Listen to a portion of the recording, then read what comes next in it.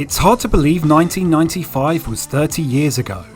A time when arcades were still popular, Rayquan released only built for Cuban links, and Blackburn Rovers won the Premier League.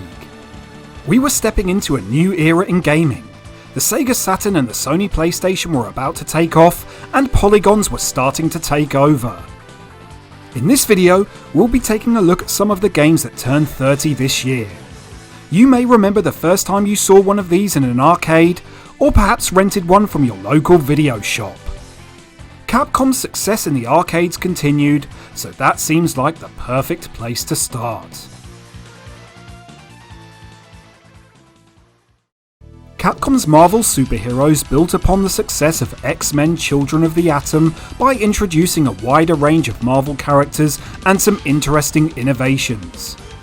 Players familiar with Street Fighter would feel right at home, and with the air combos and over-the-top super moves, it stood out and demonstrated the power of Capcom's CPS2 board.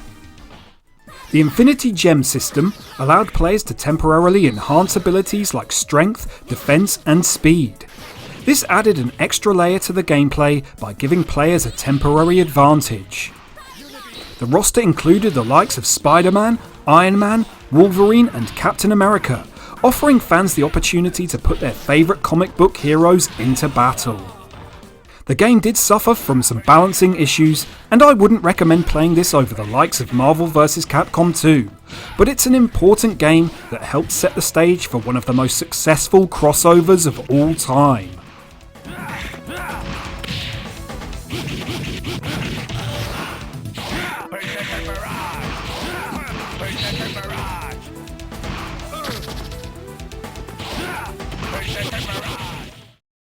Exclusive to the Super Famicom in Japan, Lethal Foes aimed to offer fans an authentic comic book experience.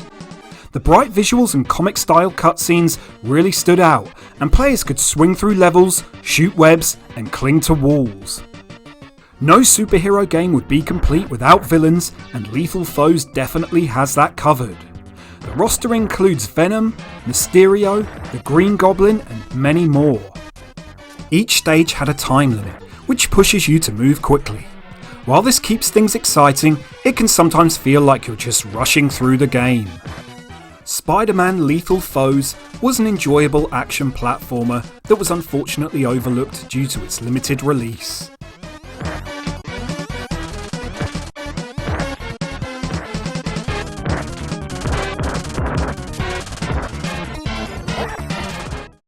Namco's Time Crisis transformed the arcade light gun genre with the introduction of the foot pedal.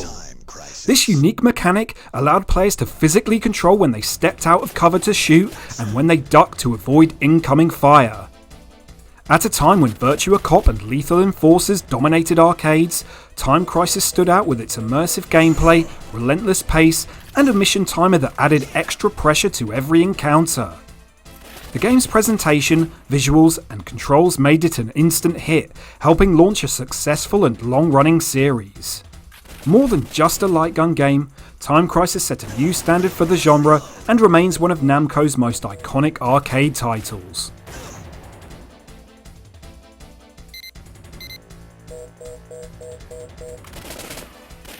Action!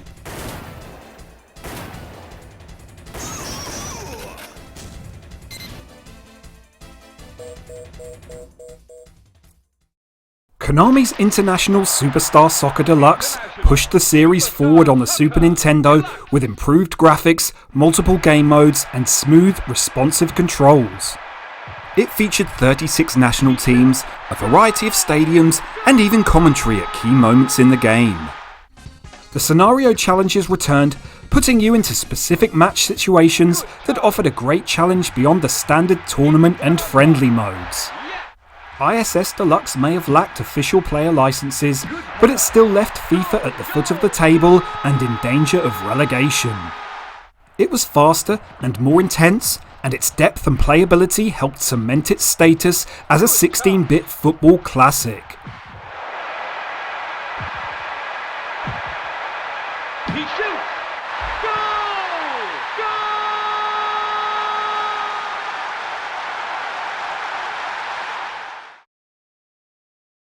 Final Fight 3 built on its predecessors with advanced combat mechanics, introducing dash attacks, combos and special moves.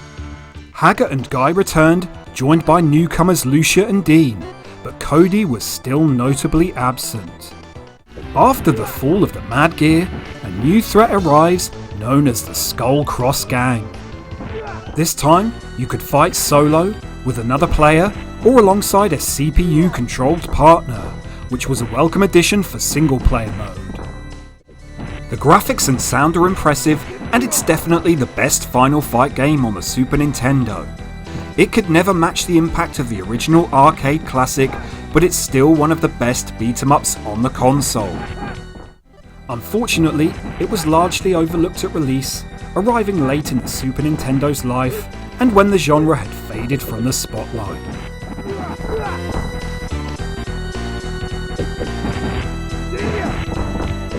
I hope you enjoyed this episode. Let me know your thoughts in the comments section and subscribe to the channel for more retro gaming content.